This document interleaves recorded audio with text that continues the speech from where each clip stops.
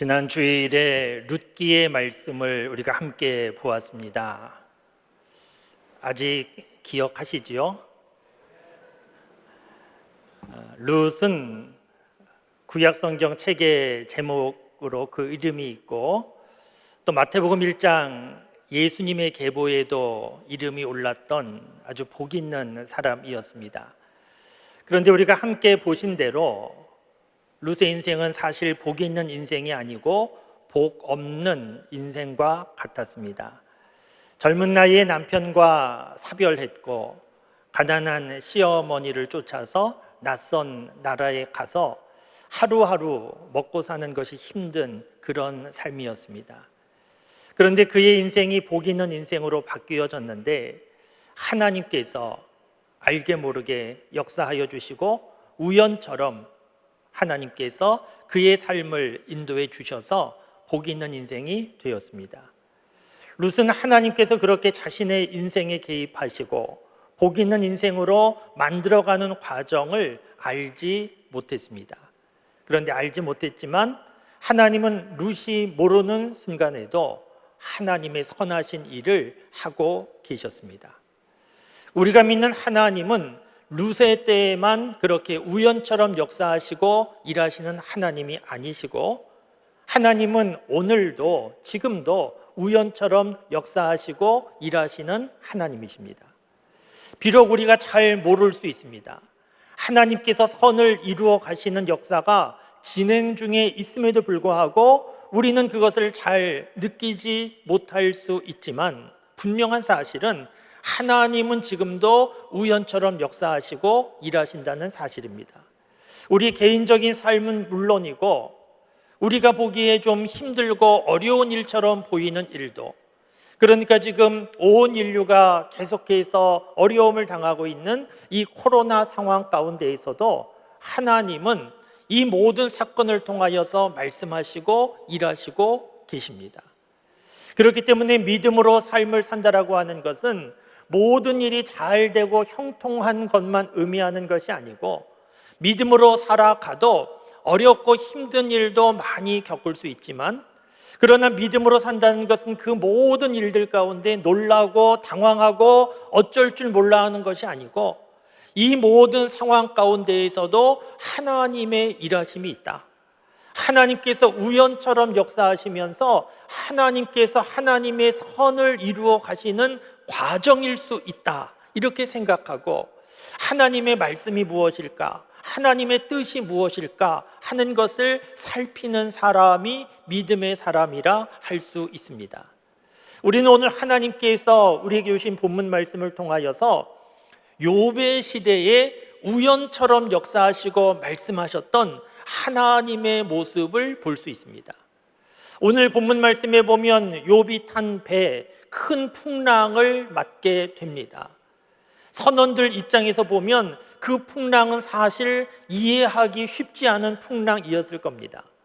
선원들은 바다의 전문가인데 출항할 때에는 풍랑이 없을 때를 잘 살펴서 출항하였을 것인데, 그래서 평소처럼 풍랑이 없을 때를 택하여서 출항하였을 것인데, 이전에는 경험해 보지 못한 배가 파선에 이를 지경에 아주 심한 풍랑을 맞이하면서 선원들은 놀랐습니다. 그러니까 선원들은 이 풍랑이 도대체 무엇인가 이해할 수 없는 풍랑이었지만, 그 풍랑 속에서도 하나님의 말씀이 있고 하나님의 일하심이 있음을 우리는 알 수 있습니다.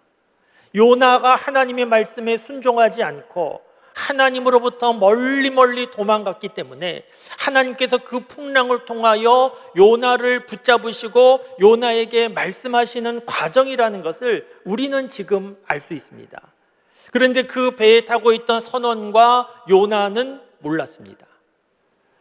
오늘 말씀을 우리가 묵상하다 보면 이렇게 하나님의 일하심 속에서 요나가 잘한 일과 잘하지 못한 일을 볼 수 있는데, 먼저 말씀을 통하여서 요나가 잘 못한 일을 한번 살펴보려고 합니다. 오늘 본문 말씀에 보면 요나가 잘 못한 일이 있는데, 그것은 하나님에 대하여 제대로 알지 못하고 혼자 나름대로 착각한 것이 요나가 잘 못한 일입니다. 우리가 오늘 본문 말씀, 요나와 관련된 말씀 잘 알고 있는 말씀인데, 요나의 마음이 충분히 이해가 되지 않습니까? 하나님께서 어느 날 요나에게 니느웨에 가서 복음을 전해라, 니느웨 사람들에게 회개해라, 그러면 너희가 살 수 있을 것이다, 이런 말을 전하라고 하나님께서 하실 때 요나의 마음이 불편했습니다.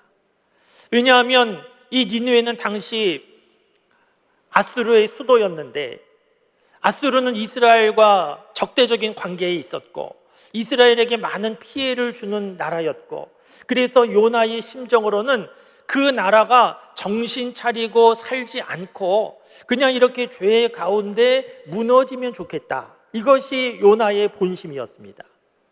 그래서 하나님께서 가서 이 말을 전하고 그 니느웨에 사는 사람들을 살려라 라고 말씀하실 때 요나의 마음이 불편했습니다. 우리도 충분히 이해가 되는 마음입니다.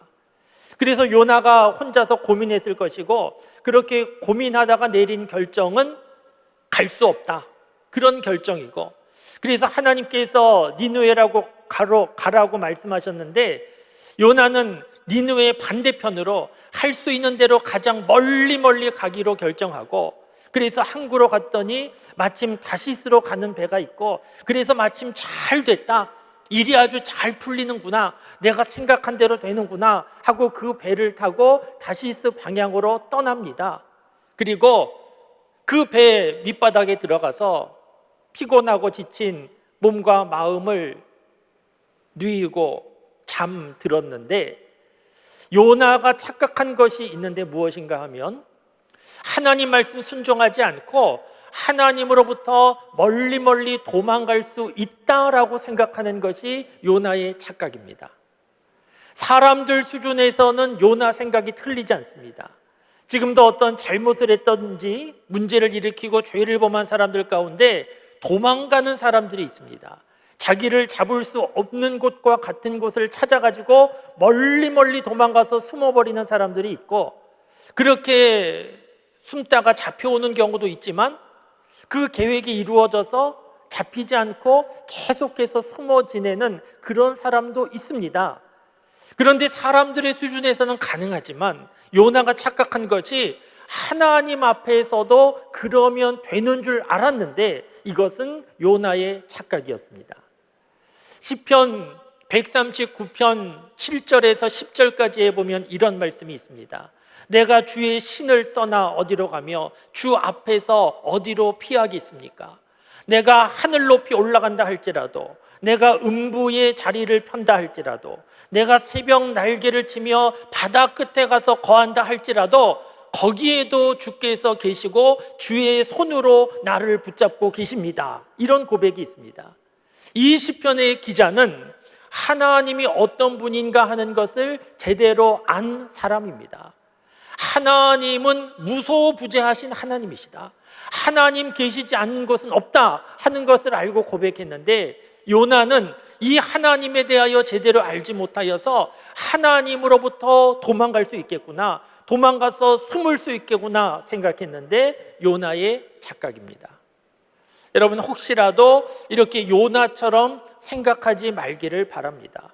하나님을 피해서 숨을 수 있다, 하나님은 모르실 것이다, 완전히 착각입니다. 하나님은 모든 것을 다 아시고 하나님은 어느 곳에든지 계시는 하나님, 무소부재하신 하나님, 제대로 알고 믿으실 수 있기를 바랍니다. 그런데 오늘 본문 말씀을 묵상하다 보면 요나가 잘한 내용도 우리가 볼 수 있는데, 요나가 잘한 내용은 크게 보면 두 가지입니다. 요나가 우선 잘한 것은 자신의 잘못에 대하여 인정하는 모습, 요나가 잘한 모습입니다. 이제 요나가 배를 타고 배 밑바닥에 들어가서 잠자는데, 우리가 아는 대로 큰 풍랑이 불지 않습니까? 선원들이 감당할 수 없는 그런 지경이 되자 선원들이 생각하기를 이 배에 신의 노여움을 받는 사람이 있는가 보다, 누군가 알아보자, 그래서 제비 뽑지 않습니까? 그렇게 제비 뽑았더니 요나가 뽑히게 되었습니다. 이때 요나가 말합니다. 이 풍랑이 나로 인함이다. 나를 바다에 던지면 풍랑이 잔잔해질 것이다. 이렇게 말합니다. 여러분 생각해 보면 이렇게 말하는 것이 쉬운 일이 아니지 않습니까? 나를 바다에 던져라. 누가 이렇게 말할 수 있겠습니까? 나를 바다에 던진다는 것은 내가 바다에 빠져도 나 수영 잘하니까 내가 헤엄쳐서 살아날 수 있다, 이런 뜻이 아니고, 나를 바다에 던져라는 것은 나를 죽여라 하는 뜻인데 누가 이렇게 말할 수 있겠습니까? 그러니까 제비 뽑혔을 때 요나의 입장에서 항변할 수 있습니다. 지금 선원들은 요나가 누군지 모릅니다. 요나가 이 배에 왜 탔는지 모릅니다. 그러니까 요나가 부인할 수 있습니다.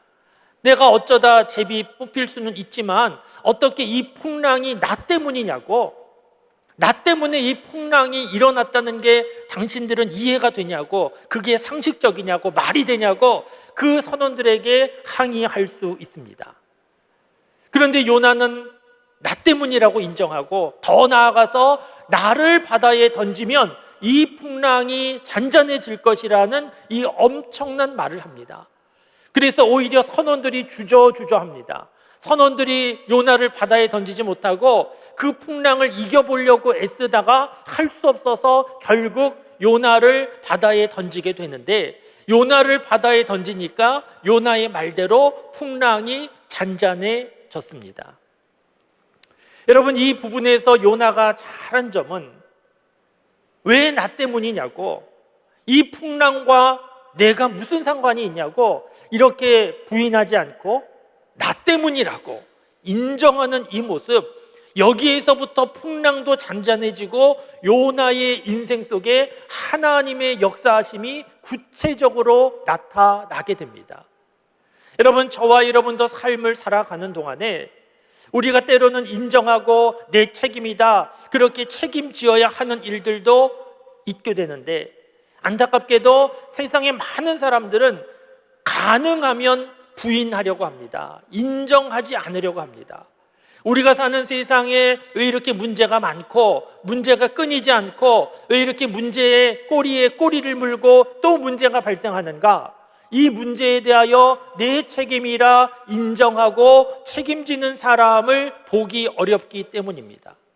우리나라가 계속해서 점점 더 혼란하고 어려워지고 있는 것도, 우리나라 곳곳에서 문제가 발생하고 있는데 이 문제가 나로 인함이다, 내 책임이다 인정하는 사람 찾아보기 어렵기 때문입니다. 누군가 인정하지 아니하면, 책임지지 아니하면 문제가 풀리기 어렵습니다. 여러분, 교회에서 문제가 생기면 누구 책임이겠습니까? 교회에서 문제가 발생하면 담임 목사 책임입니다. 그래서 담임 목사가 인정해야 합니다. 이 모든 일은 제 책임입니다. 그렇게 인정해야 합니다. 여러분, 그러면 교회에서 문제가 발생하면 담임 목사가 제 책임입니다. 그러면 우리 교회 여러분들은 맞습니다, 다 담임 목사 책임입니다, 이러시면 되겠습니까? 그러시면 안 되고, 장로님들은 우리 장로들 책임입니다. 우리 장로에게 문제가 있습니다, 이렇게 하셔야 되고, 교우 여러분들은 또 장로님들 책임입니다, 이럴 것이 아니고 교우 여러분들은 우리 책임입니다. 내 책임입니다. 내가 기도가 부족했습니다. 내가 교회를 사랑하지 못했습니다. 이렇게 말씀하셔야 되고, 이렇게 서로 내 책임이다 말하게 되면 교회에 어떤 문제가 있다 할지라도 문제가 되지 않을 겁니다. 우리 가정도 마찬가지입니다. 가정에 주로 부부간의 문제가 많은데, 부부간의 남편과 아내가 서로에 대하여서 당신 책임이라고, 당신 때문에 이렇게 됐다고 그렇게 서로 비난하면 그 가정 점점 어려워질 수밖에 없습니다. 가정에 불화가 있다 할지라도 부모와 자녀 간에, 형제 자매 간에 서로 너 때문이라고 그렇게 싸우면 점점 어려워지겠지만, 가정에 문제와 불화가 있다 할지라도 내 책임이라고 인정하는 사람들이 있게 되면 거기에서부터 문제가 풀리게 됩니다. 여러분, 예수님 믿는 저와 여러분들은 단순히 교회에서 가정에서만 책임지는 사람들이 아니고 예수님 믿는 사람들은 세상을 책임지는 사람이어야 합니다. 세상의 문제에 대하여서 요즘 우리나라가 이념적으로 많이 갈리고 나뉘어지고 편을 가르고 싸우고 서로 정죄하는 일들이 아주 익숙해 있는데, 그런데 예수님 믿는 사람들, 정치적인 이런 분위기에 휩쓸려서 계속해서 정치하는 사람들을 비난하지 말고 예수님 믿는 사람들은 세상의 문제를 책임지는 사람이 되어야 합니다. 우리가 아는 대로 모세도 그랬고 바울도 그랬고 자기가 잘못하지 않았는데, 백성들이 잘못했는데 하나님 내 이름을 생명책에서 빼주십시오, 그렇게 기도하면서 내 책임입니다, 책임지는 그런 모습을 보일 때 하나님께서 문제를 풀어주셨습니다. 우리 믿음의 사람들, 세상의 문제를 바라보면서 교회 밖에서 여러 가지 정치적인 입장을 가지고 말하는 그런 것에 동요되어서 휩쓸리지 말고, 나름대로 정치적인 입장은 있을 수 있지만 하나님 믿는 믿음의 사람들은 세상의 문제를 향하여서도 하나님 내 책임입니다, 믿음의 사람 문제입니다, 하나님 교회의 책임입니다 하는 생각을 가지고 하나님 앞에 책임적인 자세로 인정하고 기도하는 그런 사람 되어야 합니다. 그래야 세상의 문제가 풀릴 수 있습니다. 오늘 본문 말씀에 요나가 잘한 것 첫 번째는 이처럼 자신의 책임을 인정하는 모습, 이거 참 잘한 겁니다. 또 한 가지 요나가 잘한 모습이 있는데, 이제 요나가 바다에 던져지지 않습니까? 죽었구나 생각했는데 정신을 차려보니까 죽지 않았습니다. 그런데 불빛도 하나 없고 캄캄하고 무엇인가 냄새나고, 요나가 한참 동안 내가 지금 어디에 있는지 파악이 안 됐을 겁니다. 그런데 조금 시간이 지나면서 알게 된 것은 내가 물고기 뱃속 같은 곳에 있구나 하는 것을 알게 되었을 겁니다. 죽지는 않았지만, 바다에 던져져서 죽지는 않았지만, 그러나 그것을 살았다고 하기도 어렵지 않습니까? 물고기 뱃속, 거의 죽은 자리입니다. 그런데 그 자리에서 요나가 잘한 내용이 있는데, 우리가 함께 교독해서 읽은 오늘 본문 말씀입니다. 요나는 그 물고기 뱃속에서 무엇을 했는가 하면 하나님 앞에 기도하기 시작했습니다.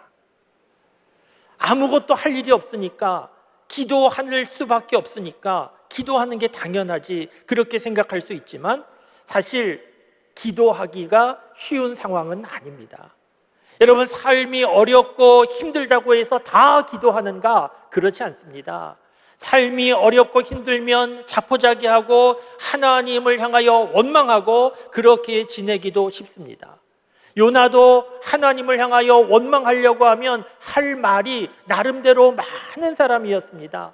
왜 하필 나에게 니느웨로 가라고 하시는지, 왜 그렇게 나로서 순종할 수 없는 말씀하셔서 나를 그렇게 힘들게 하셨는지, 그냥 죽이시려면 깨끗이 죽이시지 이 물고기 뱃속에서 이 또 무슨 고생을 시키시는지 하나님에 대하여 원망할 말도 많지만, 요나는 물고기 뱃속에서 기도하기 시작합니다. 여러분, 요나의 마음을 생각해 보시면 이 물고기 뱃속에서 여러 생각이 나지 않았겠습니까?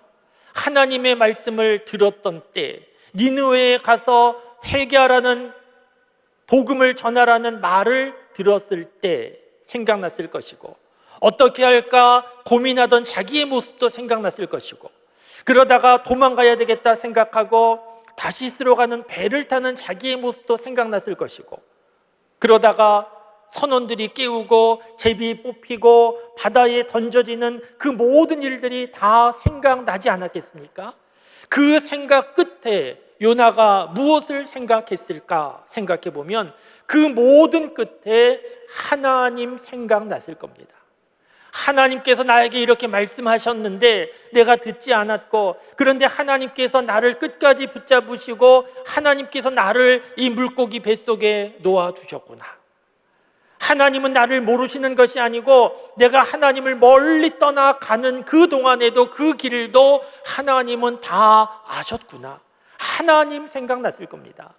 그래서 요나는 지금까지 살아온 인생 가운데 그 어느 때보다 가장 진지한 마음으로, 겸손한 마음으로 하나님 앞에 무릎을 꿇고 기도하기 시작합니다.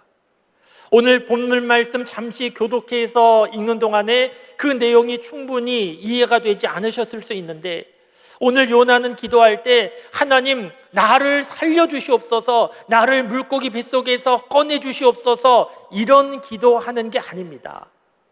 요나는 정말 하나님 앞에서 겸손한 마음으로, 하나님의 임재 앞에 두려운 마음으로, 하나님에 대한 경외함 속에서 하나님을 제대로 느끼고 경험하고 있습니다. 그래서 요나의 기도의 마지막은 감사함으로 기도를 마치고 있습니다. 지금 요나의 기도는 하나님 내 문제 풀어달라고, 나를 도와달라고, 나를 꺼내달라고, 이런 현실적인 문제가 아니고 하나님 나를 아시고 하나님 나를 붙잡아 주시고 내가 지금도 하나님을 아는 사람, 하나님 믿는 사람, 하나님 앞에 기도하는 사람 되게 하시니 하나님 감사합니다. 그런 실존적인 기도였습니다. 이 물고기 뱃속은 하나님께서 요나를 위하여 마련하신 요나의 기도실이었습니다. 요나의 인생 살아오는 동안에 이처럼 은혜로운 기도실이 없었는데, 비록 풍랑 가운데 물고기 뱃속이었지만 그 자리는 하나님께서 요나를 위하여 마련한 기도실이었습니다. 여러분, 저와 여러분 인생을 살아가는 동안에 많은 풍랑이 있을 수 있습니다.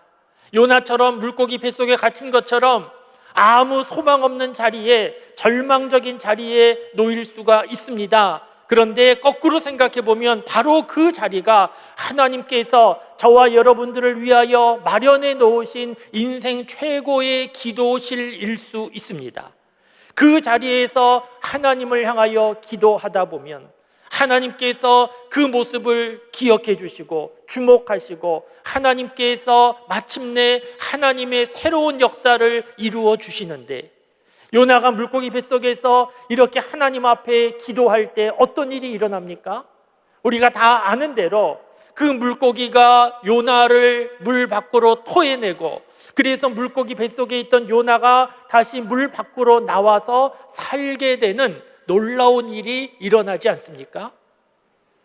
성경을 읽는 분들 가운데 어떤 분들은 요나의 사건과 같은 이런 부분이 걸려서 성경을 제대로 믿지 못하는 분들도 있습니다. 이게 말이 되냐는 겁니다. 이런 걸 믿냐고 교회 다니는 사람들을 우습게 생각하는 사람도 있습니다. 이런 말도 안 되는 신화 같은 동화 같은 이야기 믿고 있냐고 우습게 생각하지만, 그러나 저와 여러분들은 분명히 믿습니다. 왜냐하면 하나님께서 하신 일이기 때문입니다. 천지만물을 창조하신 하나님께서 요나를 물고기 뱃속에 집어넣고 꺼내시는 것, 사람으로서는 어렵고 불가능한 일이지만 하나님에게는 문제도 되지 않습니다. 그렇기 때문에 물고기 뱃속에 들어갔다 나온 것이 놀라운 것이 아니고, 오늘 본문 말씀을 묵상할 때 놀라운 점이 있는데, 무엇이 놀라운가 하면 하나님께서 요나를 포기하지 않고 끝까지 붙잡고 계셨다는 것이 참 놀라운 일입니다. 여러분, 세상에 요나밖에 사람이 없습니까? 요나가 하나님 말씀 듣지 않고 하나님 나는 딴 길로 가겠습니다 갈 때 하나님께서 굳이 요나를 쫓아가시고 붙잡는 이유는 무엇입니까? 요나에게 남다른 능력이 있는 것도 아니고, 그래 너 갈 길 가라, 세상에 사람 많다, 그러면서 다른 사람 부르셔도 되는데 하나님은 그렇게 하지 않으시고 요나를 위하여 엄청난 준비를 하셨습니다. 요나를 위하여 큰 배도 준비하시고 많은 선원도 준비하시고 바다의 풍랑도 일게 하시고 큰 물고기도 준비하시고, 그 모든 것 요나를 위하여 준비하신 겁니다.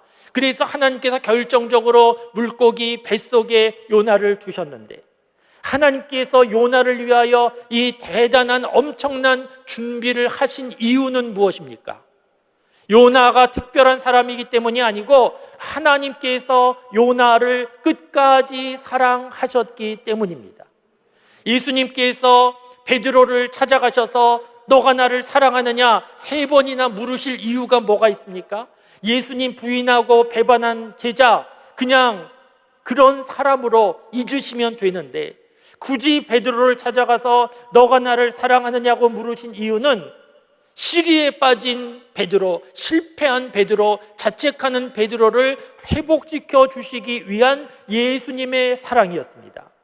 오늘 요나를 이렇게 끝까지 찾아가시고 물고기 뱃속에 두신 이유도 요나를 사랑하시기 때문에, 그래서 생각해 보면 요나의 삶 속에 임한 풍랑도 물고기도 다 하나님의 사랑이었습니다.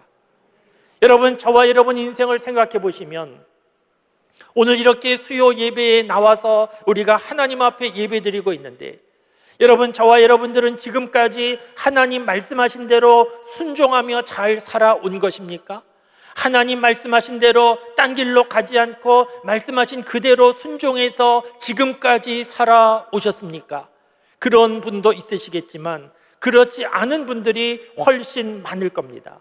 요나처럼 하나님 말씀하셨는데 듣고도 못 들은 것처럼 안 듣고 딴 길로 내 마음대로 갔던 우리의 삶이 많이 있는데, 그런데 오늘 이 시간 우리는 어떻게 하나님 앞에 나와서 지금 예배드리는 사람으로 이렇게 있는 것입니까? 하나님께서 요나를 포기하지 않으시고 요나를 찾아오시고 큰 배도 준비하시고 바다의 풍랑도 만드시고 물고기도 준비하시면서 요나를 끝까지 붙잡고 사랑하신 하나님께서 저와 여러분 삶 속에도 우연처럼 여러 가지 사건을 만드시고, 때로는 풍랑과 같은 사건도 만드시고, 때로는 물고기 뱃속도 만드시고, 그래서 끝까지 붙잡아 주셔서 끝까지 사랑해 주셔서 오늘 저와 여러분들이 이 자리에 있게 된 것을 아실 수 있기를 바랍니다. 내가 다른 사람보다 더 믿음이 좋아서, 더 의로워서, 내가 더 신앙생활 열심히 해서 지금까지 살아왔고 오늘도 수요 예배 시간에 있게 된 것이 아니고, 나도 요나와 같은 사람이었는데 하나님께서 요나를 탓하지 않으시고 포기하지 않으시고 딴 길로 가는 요나를 쫓아오시고 붙잡으시고 사랑하신 그 사랑으로 나를 붙잡으셔서 나도 오늘 이 자리에 있게 된 줄 알고 하나님 앞에 감사하실 수 있기를 바랍니다. 사랑하는 성도 여러분, 우리가 삶을 살아가는 동안에 요나가 경험한 것과 같은 풍랑 많이 경험하게 됩니다. 과거에도 그런 일들이 있었고 지금도 있고 앞으로도 그런 풍랑과 같은 일들이 있습니다. 오늘 본문 말씀에 요나가 풍랑을 겪은 이유는 요나에게 문제가 있었기 때문입니다. 요나가 하나님 말씀 듣지 않고 딴 길로 갔기에 그의 인생 풍랑 어려움이 생겼습니다. 그런데 모든 풍랑이 내가 잘못돼서 내 어려움 때문에 당하는 것은 아닙니다. 사도 바울은 로마로 갈 때에 복음을 전하기 위하여 배를 탔지만 유라 굴로라고 하는 풍랑 만나서 고생을 많이 하지 않았습니까? 그것은 사도 바울에게 문제가 있었기 때문이 아니고 그 풍랑을 통하여 하나님께서 오히려 복음이 잘 전해지도록 유익하도록 역사하는 과정이기도 했습니다. 그렇기 때문에 내가 당하는 어려움과 풍랑을 다 내 잘못, 내 죄 때문이다 이렇게 해석할 수는 없습니다. 그러나 어찌되었든 우리 인생에 어려움이 있을 때, 풍랑이 있을 때, 물고기 뱃속에 갇혀있는 것과 같은 상황을 경험할 때 우리는 어떻게 해야 하는가 하면 오늘 요나처럼 하나님 앞에 겸손한 마음으로 기도하는 겁니다. 하나님께서 만들어 놓으신 기도실로 생각하고 하나님께서 이 시간 나로 기도하기를 원하시는구나 하면서 정말 겸손한 마음으로, 진지한 마음으로 내 문제를 해결해 달라고, 나를 도와달라고 이런 기도보다도 하나님의 존전 앞에, 하나님의 임재 앞에 나를 세워두고 겸손한 마음으로 하나님 앞에 기도하는 자리로 삼아 보실 수 있기를 바랍니다. 그래서 인생의 풍랑 가운데 정말 하나님을 제대로 만나고 하나님께서 나를 사랑하시는구나. 이 풍랑도 하나님께서 나를 사랑하시는 하나님의 사랑이구나 하는 것을 깨닫게 될 때 더 이상 그 풍랑이 문제가 되지 않을 수 있습니다. 오늘도 우리가 이렇게 하나님의 은혜 가운데 수요 예배에 모였습니다. 우리 인생에 많은 풍랑과 어려움이 있고 때로는 물고기 뱃속에 갇히는 것과 같은 그런 고난도 있지만 그 모든 일들 나를 향한 하나님의 사랑일 수도 있구나 하는 것을 기억하고 겸손한 마음으로 하나님 앞에서 내 인생에 주신 기도실로 생각하고 겸손한 마음으로 하나님 앞에 엎드려 하나님께서 룻의 인생 새롭게 하신 것처럼 요나도 다시 새롭게 하신 것처럼 저와 여러분의 인생도 새롭게 하시고 저와 여러분 삶의 문제를 풀어주시고 하나님을 하나님으로 더욱 깊이 만날 수 있는 그런 은혜를 허락해 주시기를, 또 그런 은혜 가운데 살아가는 저와 여러분들의 삶이 다 되시기를 주님의 이름으로 축원합니다. 기도하시겠습니다.